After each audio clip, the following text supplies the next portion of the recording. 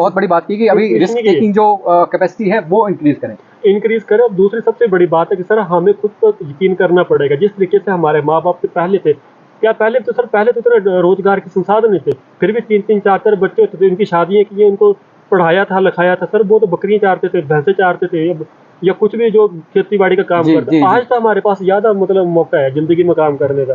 Sir बाहर निकलते जिंदगी में। 1 2 3 एक्शन। हेलो फ्रेंड्स, मैं विकास शर्मा आज फिर से आपके सामने। और आज हमारा जो टॉपिक रहेगा वो जनरल है, जो डे टू डे लाइफ में हमारे साथ जो चीज़ सीख रहे हैं और जो चीज़ हमें सीखनी चाहिए अलग अलग लोगों से, तजुर्बा जो भी है हमारे साथ गेस्ट का, वो आज हम आपके साथ शेयर करेंगे। आज हमारे जो गेस्ट हैं वो रजत जी हैं और बिहारी जी हैं। तो रजत जी और बिहारी जी, आपका दोनों का मैं स्वागत करता हूँ। प्लीज़ बैठिए।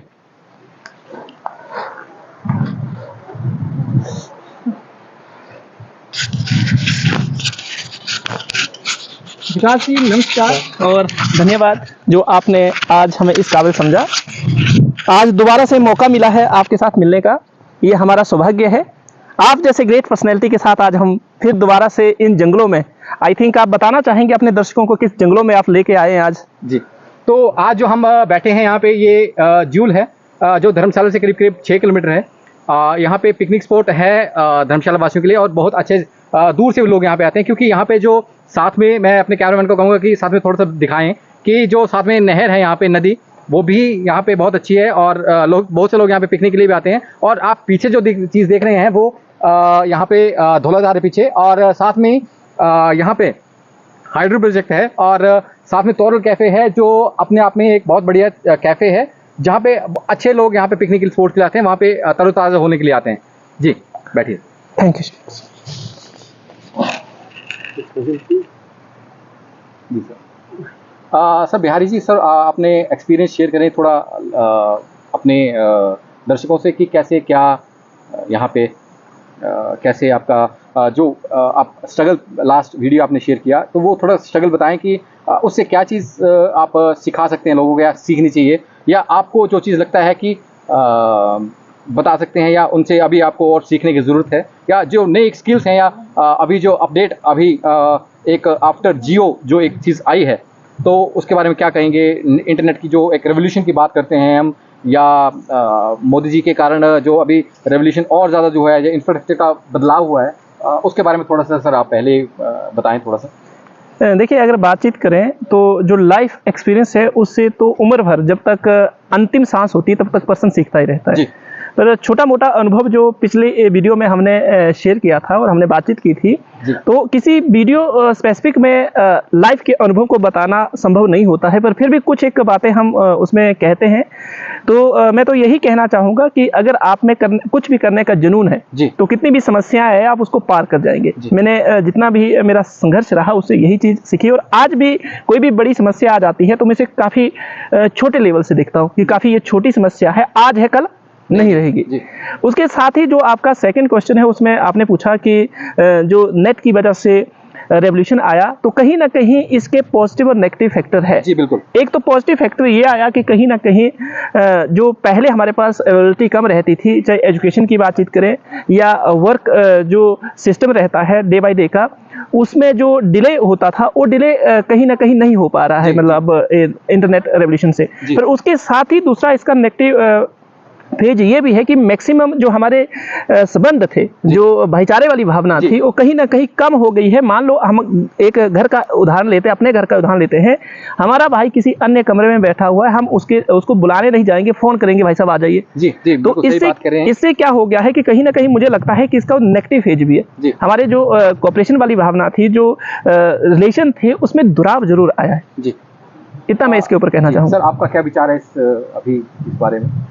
तो जैसे आप कहते थे, ज़िंदगी तो काफ़ी अच्छी रही, सीखा है, और अभी और कुछ सीखा जा रहा है, बाकी है।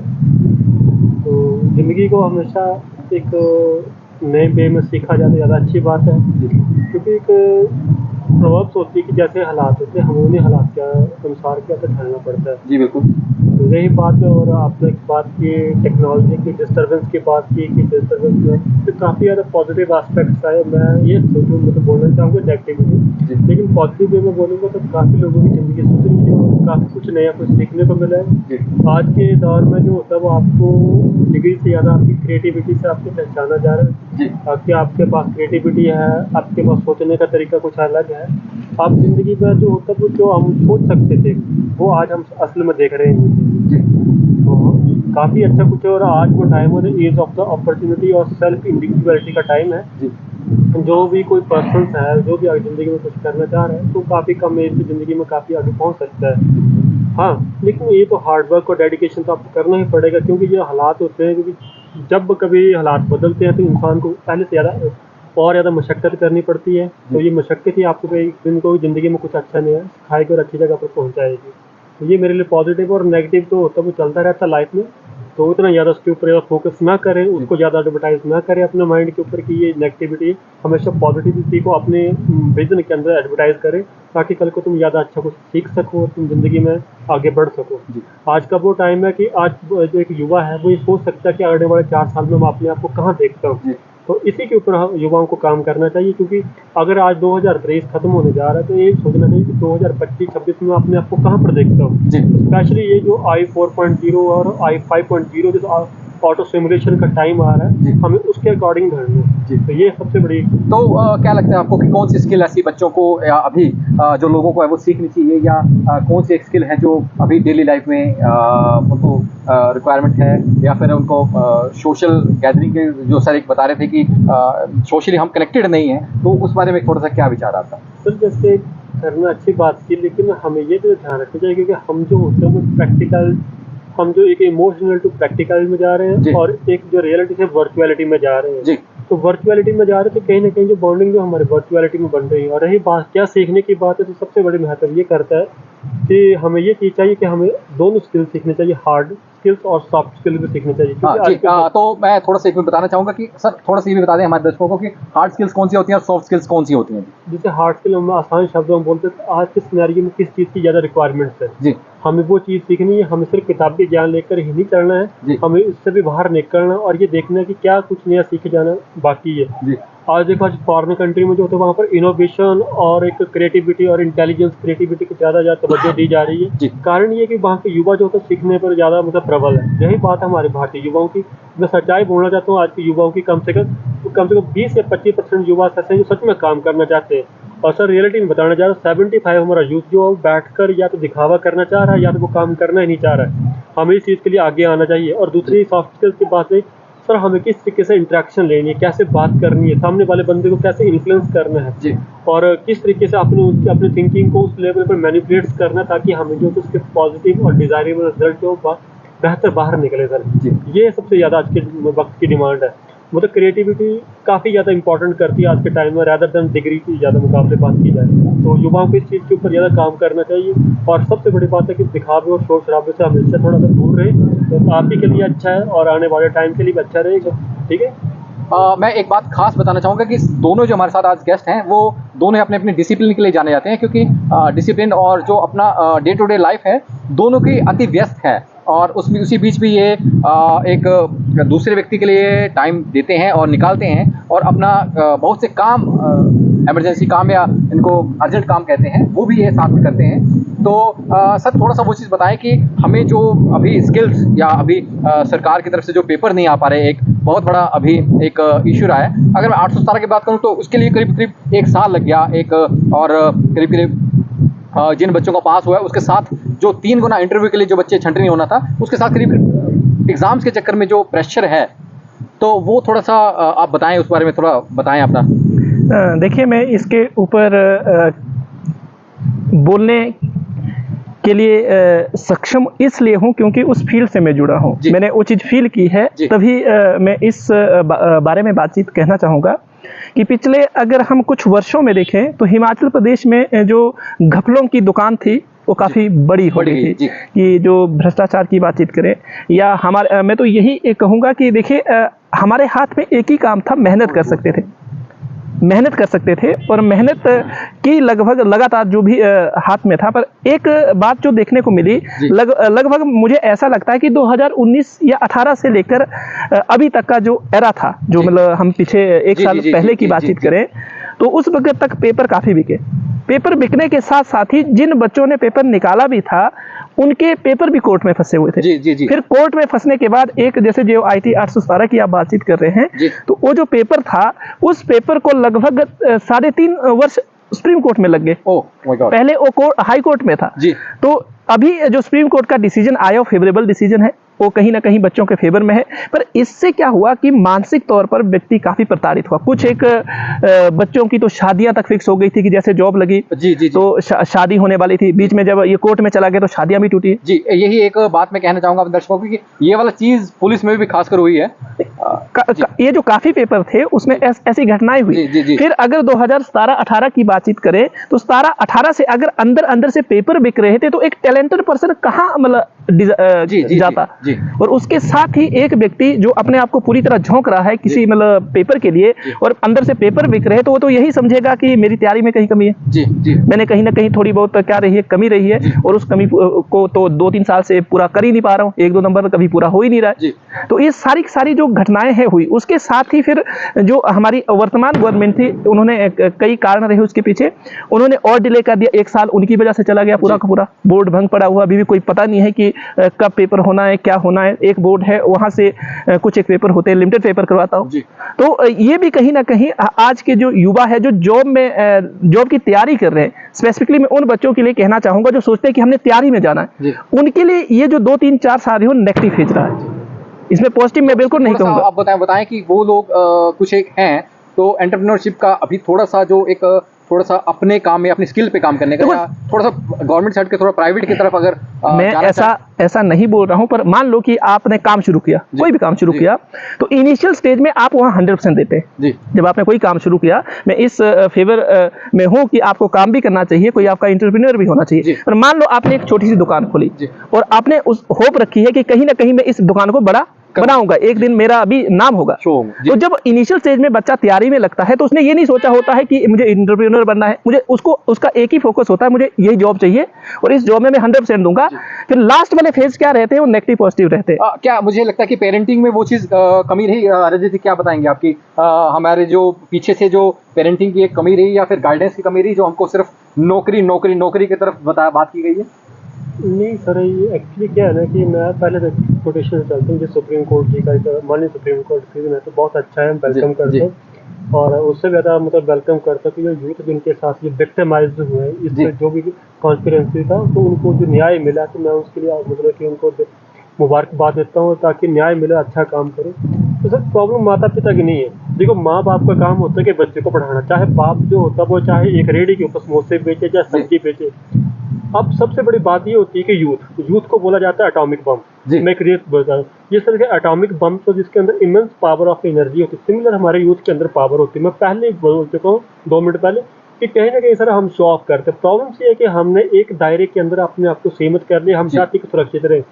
जिस दिन ये दूर खत्म होगा और जिस दिन ये चीज अंदर से इनसिक्योरिटी खत्म होगी, क्या करोगे? तुम भूखे मर जाओगे। एक दिन रहोगे, 2 दिन रहोगे, तीसरे दिन तो तुम जिंदगी में उठकर कुछ ना कुछ तो करोगे जिंदगी के अंदर। सर मैं आपको 30-40 साल पहले टाइम बताता हूँ, जब देश हमारा आज़ाद हुआ था। हम अपने मदर या फादर की बात करते हैं। प्रॉब्लम ये है सर कि हम हो गए डिपेंडेबिलिटी।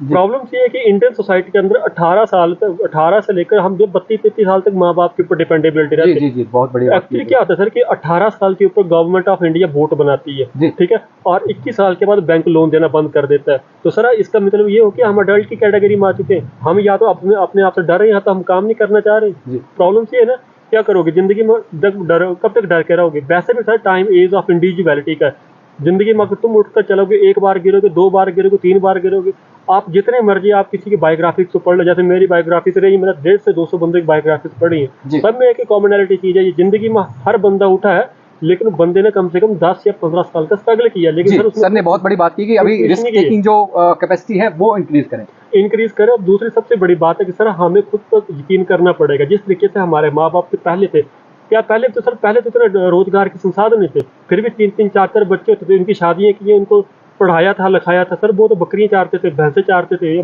या कुछ भी जो खेती बाड़ी का काम जी, करता जी, है, जी। आज तो हमारे पास ज्यादा मतलब मौका है जिंदगी में काम करने का। सर बाहर निकलते जिंदगी में देखते हैं 1000 कम मुश्किलें होंगी, लेकिन 1000 के पास भी बंदा तो खड़ा क्या है। इसमें हमारे पास यहाँ पे अगर मैं हिमाचल की बात करूँ या थोड़े से लोकल बात करूँ, तो वो क्या एक्सपोजर की कमी रही या क्या? एक्सपोजर की कमी नहीं रही सर, एक्चुअली क्या है कि हम सीखना नहीं चाहते जिंदगी में। सबसे असल बात सर ये, मैं किसी को ना गवर्नमेंट को क्रिटिसाइज करूंगा ना माता पिता को। जी। अगर मैं इस चीज में मैं खुद को अपने आप को रख कर देखूं, मैं किसी कैंडिडेट को नहीं रखना चाहता। जी। अगर मैं खुद पे रखूं, अगर मैं जिंदगी में आगे नहीं पढ़ पा रहा, तो ये मेरी 100% कमी है कि सर मैं अपना जिंदगी में आगे नहीं बढ़ना चाह रहा। क्यों नहीं, रजत जी को मैं टोकना चाहूंगा कि देखिए, अगर जिन बच्चों ने पेपर निकाला, क्या उसमें उनका दोष था कि वो कोर्ट में लटक गए? सर मैं उनको नहीं बोल रहा, जिंदगी में ठीक है पेपर लिया, अगर मान ले सर अगर मान लो आप एक स्ट्रगल करते हैं 5-6 साल का और उसमें आपका पेपर लीक हो जाता है, हाँ जी, और लीक हो जाता है, एक पेपर नहीं 2-2 3-3 पेपर आपके कोर्ट में लटक जाते हैं, तो उसमें फिर आप ऐसा नहीं बोल रहा हूं मैं कि आपको फिर स्किल की तरफ नहीं जाना चाहिए, अपना कोई काम नहीं करना चाहिए, पर वहां पर हम दोषी किसको मानेंगे?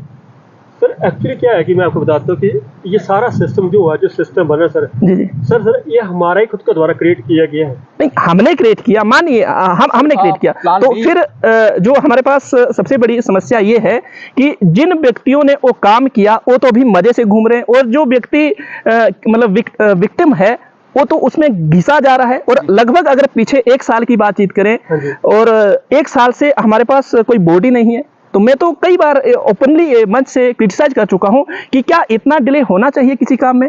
अगर हमें उस पोस्ट पे रख दिया जाए तो क्या हम वैसा काम करेंगे?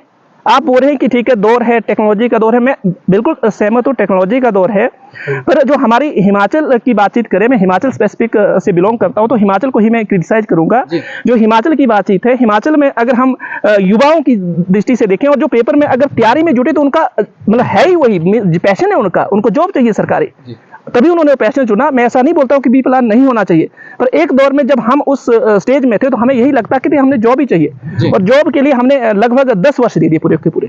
जब 10 वर्ष दे दिए पूरे के पूरे, तो जब जॉब नहीं मिली तो पता चला कि अंदर तो कुछ और ही चला हुआ है, तो फिर लगा कि बी प्लान भी होना चाहिए जिसपे हमें काम करना चाहिए, नहीं तो नहीं क्या हो जाएगा, भूखे मर जाएंगे। जी। सर मैं वही तो बता रहा हूँ कि सर बी प्लान रखना जरूरी। और सर जैसे आपने बोला, क्योंकि मैं ज़्यादा बोलना चाहूँ, अब सर मैं 4 पुलिस के कांस्टेबल के लिए 4 बार मेरे साथ इंजस्टिस हुआ है। हाँ। ठीक है सर, तो उसके लिए दोषी क्या आप है? क्या आप में स्किल की कमी थी? ऐसा नहीं था सर। प्रॉब्लम ये है कि सर मैं ये बताता हूँ, सिस्टम में अब मानते सिस्टम में कमियां भी हैं, ठीक जी, है, जी। कुछ अच्छे भी हैं, कुछ बुरे भी बंदे हैं। जी जी। पर प्रॉब्लम में सर मैं ये बोल रहा हूँ कि सर जिंदगी में ठीक है, कुछ टाइम अपने आप को दो। अगर आपको लगता है कि सर जिंदगी में मैं यहाँ पर नहीं इनपुट कर पा रहा हूँ, देन अपने आप को शिफ्ट करो सर। इससे पहले कि मैं सिर्फ एक सिंगल लाइन में ये बोलना चाह रहा हूँ कंक्लूजन में, कि अपने स्ट्रगल को लंबा मत करो। लंबा मत करो। मैं भी एक्चुअली सर ये 27-28 साल की उम्र होती है जिंदगी में सीखने की, आगे बढ़ने की। अगर नहीं मिलती गवर्नमेंट सर्विस करे, भूखे मर जाएंगे। नहीं, भगवान ने टांगे दी, हाथ पांव सब कुछ दिया हो। दी, जिंदगी में कहीं खड़े हो जाएंगे, कहीं भी खड़े हो जाएंगे। अगर धीरू भाई अंबानी अगर ये सोचता कि मैं गवर्नमेंट सर्विस करता, शायद इंडिया का बहुत बड़ा बिजनेस ही खड़ा नहीं खड़ा होता। और अंबानी सोचता कि मैंने करना, तो सर जिंदगी में सर हाँ ठीक है, मानता हूँ कि सर गवर्नमेंट सर्विस मुझे भी क्रेज था सर, मैंने 2 बार सिविल सर्विस का भी दिया, आगे मैं मेंस भी लिख कर आया हूँ। मैं वही बोल रहा हूँ। देखो, अगर हम ऐसे बात करें कि स्किल में कमी है बच्चों के, नहीं, बिल्कुल नहीं, या पैशन में कमी है, नहीं, बिल्कुल नहीं है, पर यहाँ पर कहीं ना कहीं हमारा प्रशासन जो है, एडमिनिस्ट्रेशन है, उसमें जो बैठे हुए लोग हैं वो भी दोषी है। जी, जी। उनका हाथ हमें पीछे धकेलने में रहा है। बिल्कुल। मैं इसे ओपनली मंच पर स्वीकार कर रहा हूँ। जी, जी, जी। क्योंकि 10 वर्षों का जो स्ट्रगल होता है, इसमें बड़े बड़े पेपर निकल जाते हैं। अगर हम पीछे धकेले गए हैं तो उसमें सबसे बड़ा जो कारण रहा है वो दोषी वो प्रशासन रहा है, हमारी मेहनत में कमी नहीं रही। जी, जो एक अच्छे से हम इसको ऐसे नहीं बोलेंगे कि स्किल नहीं जी, था, मेहनत नहीं थी, हमें पैशन नहीं था, कि हम उसके काबिल नहीं थे, पर ये रहा कि वहां से हमें धकेला गया पीछे। जब धकेला गया तो फिर अगर वो अभी भी नहीं सुधरा तो कुछ कई ऐसे युवा लोग होंगे जिनको धकेला जाएगा, जो टैलेंटेड है, जो वो काम कर सकते हैं। जी। तो मैं उस पोस्ट के कैपेबल है वो। कहूंगा कि अगर कल किसी के साथ ना हो, अभी नेक्स्ट किसी के साथ ना हो, तो उसके लिए हम आगे क्या बता सकते हैं? जो अभी 20-21 साल का बच्चा है, या उसको अगर गवर्नमेंट जॉब के साथ किस एक चीज़ की तैयारी साथ में करती रहनी चाहिए, या क्या चीज़ अभी उसको साथ में लेके रहना चाहिए कि ताकि उसको ये ना हो कल को कि उसको भी 4-5 साल का उतना भुगतना। मैं तो यही कहना चाहूँगा कि अगर मिला जुला कर आप अच्छे से सोच समझ सकते हैं और आप में टैलेंट है, आप मेहनती हार्ड वर्क कर सकते हैं, तो लगभग 3 साल में कोई भी पेपर निकल जाता है। लगभग 3 साल का मान के चलो। अगर 3 साल में आपका पेपर नहीं निकल रहा है तो इसका मतलब आप ऐसे समझ लो कि या उसके काबिल नहीं, या कोई आपको पीछे धकेल रहा है, उसमें कुछ गड़बड़ चला है। अगर आप सच में तैयारी में जाते हैं और अच्छे से तैयारी के लिए डेडिकेट है, ऐसा होता है। ये हमने उस चीज को फील किया है। पर अगर उससे लंबा खींच रहा है तो इसका मतलब कुछ ना कुछ आप में गड़बड़ है, किसी और के लिए, हाँ, मतलब किसी और फील्ड के लिए हो सकता है। फिर आपके पास प्लान भी होना चाहिए ताकि आप शिफ्ट करें और जो आपका मानसिक तनाव है उसको आप क्या करें, पार करें। क्योंकि जब आप 3 साल स्टडी में लगा देंगे तो एक प्रकार का जो आपका मनोस्थिति होती है कुछ अलग सी हो गई होती है, और उस मनोस्थिति से एकदम शिफ्ट करना काफी टफ होता है। तो वो बी प्लान जरूरी है। अगर आप तैयारी में लगे हैं तो ये मत सोचिए कि आपको जॉब मिलेगी ही मिलेगी। उसमें ये भी है कि मतलब ऐसे मान के चलो 90% पॉसिबिलिटी ऐसी है कि आप पीछे की तरफ धकेले जाएंगे, और 10% पॉसिबिलिटी है जो आप तो आगे ले जाएगी। और अगर आप काम करते हैं तो काम में भी ऐसा है, वहां पे रिस्क तो है ही है। एक सबसे बड़ा रिस्क जिसने ले लिया, अब आप कोई काम शुरू करो तो कोई शुरू करते हैं, कोई दुकान छोटी सी खोलते हैं, तो वहां पर भी ऐसा तो नहीं होगा, मान लो कि दिन का आपको कई बार 100 रुपये भी नहीं आएगा, तो फिर वहां क्या रिस्क नहीं है? सारा दिन आप बैठते हो, 100 रुपये शाम को तक नहीं आया। तो ये जो मैं यहाँ पर बच्चों से कई बार कहता हूँ, बार बार कहता हूँ कि देखिए आपके पास बी प्लान जरूर होना चाहिए कि आपको सरकारी जॉब नहीं मिली तो उसके बाद आप क्या करेंगे। क्या आपके पास ये प्लान है? अगर ये प्लान है तो अपने आप को आप क्या करेंगे, शिफ्ट करके इजीली अपनी लाइफ को स्मूथली ले जाएंगे। जैसे हमारे रजत जी ने बोला कि हमारे माँ बाप की बातचीत करें तो उन्होंने आज भी वो हमसे कई गुना स्ट्रगल कर रहे हैं, और उनकी जो पॉजिटिविटी है, उनके काम करने का जो दायरा है हमसे 4 गुना ज्यादा है, हमसे ज्यादा हार्ड वर्क करते हैं। उनके पास काफी कम संसाधन या रिसोर्स जिसको कहते हो थे, पर हमें कहाँ पहुंचाया, हमारे जो भाई बहन थे उनको कहाँ तक ले गए हो। तो उनसे भी हमें सीखने की जरूरत है, और आज का बच्चा उनसे सीखना चाहता नहीं, वो चाहता है कि मैं जो हूँ। आपने बहुत बड़ी बात की है, तो हम कैसे उस चीज को कम कर सकते हैं या कैसे घुल मिल सकते हैं, थोड़ा सा इस बारे में बताएं। किसके साथ घुलने मिलने की बातचीत करें? जैसे पेरेंटिंग के साथ है या किसी दूसरे व्यक्ति के साथ है, सोशल, मुझे क्योंकि हम आजकल इंटरनेट का बात कर रहे हैं, मैं बैठना नहीं चाहते, बात नहीं करना चाहते, तो वो एक कम्युनिकेशन का भी गैप रहता है, या हम आसानी से मतलब घुल मिल नहीं पाते। देखो मैं यहाँ पर ऐसे तो जो हमारे लिए ये कम्युनिकेशन का जितना भी अभी दौर है, जो 4th रेवोल्यूशन है, मींस इंटरनेट का जमाना है, मैं ऐसा नहीं बोलूंगा कि इसके फायदे नहीं, फायदे काफी ज्यादा है, पर एक जो सोसाइटी में वेरिएशन आया ना वो काफी ज्यादा आ गया। एक टाइम में जो बातचीत होती थी, अगर मैं उस जमाने की बातचीत करूं, जो पत्र के माध्यम से बातचीत होती थी, जो शेयरिंग होती थी कि कहीं मान लो हमारे पापा कहीं बाहर गए हैं, हमें लेटर आएगा, तो सारे इकट्ठे होकर उसको पढ़ते थे और सुनते थे। पर अभी अगर मैं फोन की बातचीत करूं तो फोन से क्या होगा कि अगर आप फोन पे बात कर रहे हैं तो फोन उस पे बात करने से वो वाली जो हमारी, जिसको हम क्या बोलते हैं, इमोशन, भावनाएं, वो नहीं ऐसी वैसी भावनाएं नहीं रही जैसी होनी चाहिए थी। और मुझे लगता है कि भावनाएं होना जरूरी है व्यक्ति में। उससे क्या रहता है कि इंटरकनेक्टिविटी ज्यादा रहती है, आप मुसीबत के समय किसी के साथ खड़े हो जाते हैं और उसको वहां से उठाने में हेल्प करते हैं, वो इमोशनल जो इंटेलिजेंस है वो वहां काम आती है। पर कहीं ना कहीं इस दौर से, ये जो इंटरनेट का जमाना है, फोन का जमाना है, इससे वो कहीं ना कहीं मुझे लगता है हमारे जो सोशल नॉर्म्स थे वो कहीं ना कहीं थोड़े से पीछे रह गए, मुझे ऐसा लगता है, जहां तक मैं सोच पा रहा हूँ। आपका क्या विचार है इस बारे में?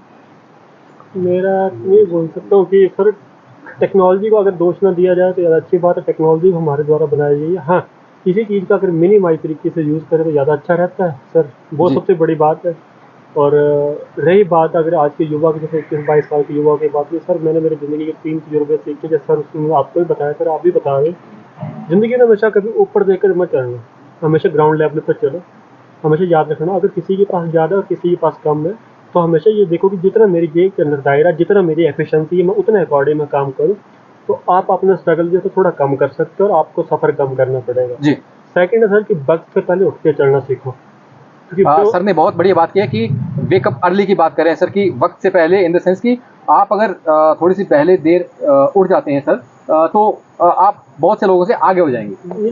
वो भी है, लेकिन एक सबसे बड़ा इम्पैक्टफुल है, देखो सर मैंने स्टार्टिंग में बोला था और आज भी बोल रहा हूँ कि हमें ये सोचना है कि अगर मैं आज यहाँ बैठा तो मैं 2 साल के बाद कहाँ पर अपने आप को देख रहा हूँ। तो मुझे वो आज से ही अपने आप को क्या करना है, ट्रांसफॉर्म करना है, रेवोल्यूशनाइज करना है, और बेसिक स्किल को डेवलप करना, जो 2 साल के बाद जो होंगे एक्टिवेट होंगे उनको लेकर आगे आना है। और सबसे बड़ी बात है सर कि एक और ये लास्ट बताने जा रहा हूँ कि अपनी एज और माँ बाप की स्टेज जरूर देखें कि मेरी एज कहाँ पर और मेरे माँ बाप की स्टेज कहाँ पर खड़ी है सर, ठीक है, क्योंकि यहाँ पर इसका बड़ा जरूरी होता है, क्योंकि मिडिल क्लास के बंदे के ऊपर सबसे ज़्यादा प्रेशर होता है, खासकर लड़कों के ऊपर ज़्यादा प्रेशर होता है, क्योंकि मैं डायरेक्टली सीधा बोलना चाहूँगा। और सर सबसे बड़ी बात रही कि आज के टाइम में, चलो अच्छी बात है कि सभी बच्चों को जो भी सुन रहे हैं, जो भी सुनेंगे, कि गवर्नमेंट सर्विस तो बेरोजगारी भगवान करे आप बहुत अच्छी जगह पर पहुंचो और अच्छी से अच्छी पहुंचो, लेकिन इससे पहले अपने आप को डाइवर्सिफाई करना बहुत जरूरी जी। है। आप जिस भी काम के लिए जाओ पहले आपको ग्राउंड लेवल का नॉलेज एक्वायर करो, क्योंकि हवा में बातें नहीं होती, हवा में पेपर तैयार नहीं होते, किताबें पढ़कर जाकर आइसोलेशन पेपर तैयार नहीं होते। अगर मान लिया अगर सर मैं अगर कल को एचएस में जा रहा हूँ और ग्राउंड लेवल का नॉलेज ही मुझे नहीं है, मुझे पब्लिक से डील करना नहीं आता, तो मैं किस चीज़ के लिए जा रहा हूँ, मुझे यही नहीं पता कि पब्लिक एसएस क्या है। तो सबसे पहले सर ग्राउंड लेवल का नॉलेज एक्वायर करो, देखो कि क्या है और क्या इसकी डिमांड है। अगर जिस दिन आप समझ गए उस दिन आप एलिजिबल हो जाएंगे और आप अच्छे से अच्छे नए स्किल को करो और इतने मास्टरफुल हो गए, इनोवेटिव स्किल को करो, ताकि जो सामने वाला पैनल है वो आपका कायल हो जाए और आपको निकाल ही ना सके वो सामने से। ये सबसे बड़ी सर आज के दौर के वक्त की बात है। और नेगेटिविटी में नहीं चलना, negativity is a part of the life. Negativity तभी आती है जब इंसान अपनी औकात को छोड़कर ऊपर की ओर देखना शुरू करता है, तो इस चीज़ से बचें। और बाकी जैसा चलता है, कोई प्राइवेट करके नौकरी अपना परिवार चलाता है, कोई गवर्नमेंट चलाता है, कोई किसी के घर मांगने नहीं जाता, तो कभी भी अपने आप को छोटा ना समझे, ठीक है। तो अगर आप 100 रुपये कमा रहे हो, वो 100 रुपये भी आपका 1000 रुपये के मुताबिक है, बस इसी के अकॉर्डिंग चलना और आप जिंदगी में जरूर सफल होंगे। बस सर यही था मेरा। सर अभी नई एक स्किल की बात कर रहे हैं या एक हम स्किल की बात कर रहे हैं या अपनी हेल्थ की बात कर रहे हैं, मेंटल हेल्थ की बात कर रहे हैं, फिजिकल हेल्थ की बात कर रहे हैं या फिर रिलेशनशिप की बात कर रहे हैं, तो उस बारे में थोड़ा सा बताएं कि वो चीज़ कैसे ठीक हुई। देखो मेंटल हेल्थ के लिए तो एक्सरसाइज काफ़ी इम्पोर्टेंट है, जो आपको करनी चाहिए और हर पर्सन के लिए इम्पोर्टेंट है जी। और रही बात जैसे मेंटल हेल्थ की, तो मेंटल हेल्थ और जो एक्सरसाइज है उसका कॉम्बिनेशन काफ़ी ज़्यादा है। कई बार कुछ एक व्यक्ति जो है एक्सरसाइज काफ़ी करते हैं और मानसिक तौर पर प्रताड़ित रहते हैं, और मानसिक तौर पर प्रताड़ित रहने के कई कारण हैं। जैसे हमारे रजत जी ने बताया कि देखिए जो अगर आपको समाज में जीना है, खुश रहना है, तो आप उस पर्सन को देखिए जो आपसे नीचे वाला पर्सन है, और ऐसे कई ग्रेट फिलोसफर भी कह गए। तो ऊपर वाले की तरफ मत देखिए कि नीचे वाला जो है वो कैसे जी रहा है, कितने कम मिनिमम रिसोर्सेज में वो अपने आप को खुश रख पा रहा है। तो मानसिक तनाव को हम दूर उस तरीके से कर सकते हैं। अगर आप अन्य कोई सोर्स ढूंढते हैं तो कोई भी सोर्स ऐसा नहीं है जो मानसिक तनाव को कम कर सके, या जो हेल्थ की बातचीत करें तो इन दो जो पॉइंट है उस पर आपको फोकस करना पड़ेगा। सर कैसे आप देखते हैं कि मेंटल स्ट्रेस या एंग्जाइटी या फिर आजकल जो मेंटल प्रेशर है या एक भविष्य की चिंता हमें जो सताती है आजकल के यूथ को, तो वो आप कैसे देखते हैं उस चीज़ को? सर आपने बहुत अच्छा क्वेश्चन पूछा। परसों जैसे इंडियन एक्सप्रेस में आर्टिकल भी आया था। सर प्रॉब्लम है कि आइसोलेशन कर लिया सर हमने अपने आप को, क्योंकि हम दूर दूर होते चले जा रहे हैं। दूर दूर इन द सेंस कि आजकल पता नहीं क्या हो गया कि चंद पैसों के चक्कर में हम सामने वाले से बात ही नहीं करना चाह रहे, हम मिलना नहीं चाह रहे। थोड़ा सा जोर से बोलें। मतलब कि सर सबसे बड़ी बात है कि इस मेंटल प्रेशर का यही कारण है कि सर हमने एक्सेस में अपने आप को देखना शुरू कर दिया। हम चाह रहे आज अगर मेरे पास 15,000 का फोन, तो कल जो होगा वो आईफोन आ जाए मेरे पास, कल उससे भी ज़्यादा अच्छा आ जाए। जब हमारी जरूरतें पूरी नहीं हो रही तो हम बिना मतलब फालतू को देखना सोचना शुरू कर दे रहे हैं। और सबसे बड़ी बात है सर मेंटल प्रेशर का कुछ भी नहीं, जुज्जू है कुछ भी नहीं, इसका सिर्फ एक ही इलाज है कि बिना मतलब फालतू को शो ऑफ करना बंद करो। मेन सबसे बड़ा सर कारण आज का यही, चाहे मैं हूँ चाहे एनीबॉडी को यूथ है, कि हमें बिना मतलब टेंशन कुछ नहीं है। जैसे पता नहीं हमारे बच्चे हमारे पीछे रो रहे हैं, जैसे पता नहीं हमारा परिवार है, जैसे मतलब सर जिम्मेवारी हमें कोई है नहीं कि जैसे मतलब जिम्मेवारी पहले होती थी कि बहन की शादी करवानी है, भाई को पढ़ाना, बाकी तो हमारे सिर पर जिम्मेवारियाँ है नहीं। बस जिम्मेवारी एक ही है कि हमें सिर्फ शो ऑफ करना है, और ये शो ऑफ के चक्कर में जो होता है मेंटल स्ट्रेस को ज़्यादा बढ़ावा दे रहा है। और ये मेंटल स्ट्रेस में जो होता है India I think 2nd rank के ऊपर जहाँ पर सबसे सुसाइडेशन हो रही है। जी बहुत मतलब हमें बचे सर डिजायर नहीं करनी चाहिए ज़्यादा, जहाँ तक देखा देखी की जो बात कर रहे हैं आप। हाँ बस देखा देखी है सर, बिना मतलब देखा जा रहा है कि अगर ये ज़्यादा उसके पास है तो मैं भी यही करूँ ज़्यादा। जी अगर मैं सोशल मीडिया की बात करूँ तो ये चीज़ होता है कि उसके इंस्टाग्राम में इतने फॉलोअर्स हैं, मेरे भी हो जाएं या फिर ऐसा कुछ ये रहता है सर।